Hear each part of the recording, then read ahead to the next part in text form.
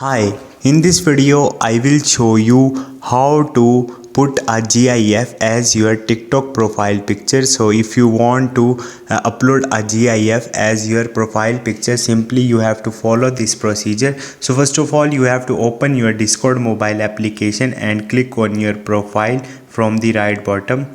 And once you will do it, from here you have to click on the edit profile, and you will see two options: change photo or the change video. Simply you have to go for the change video and upload some GIF or video from your gallery. So if you want to upload the GIF as your TikTok profile picture, simply you can simply follow this procedure. Hope this video will helpful for you. See you next time. Thank you.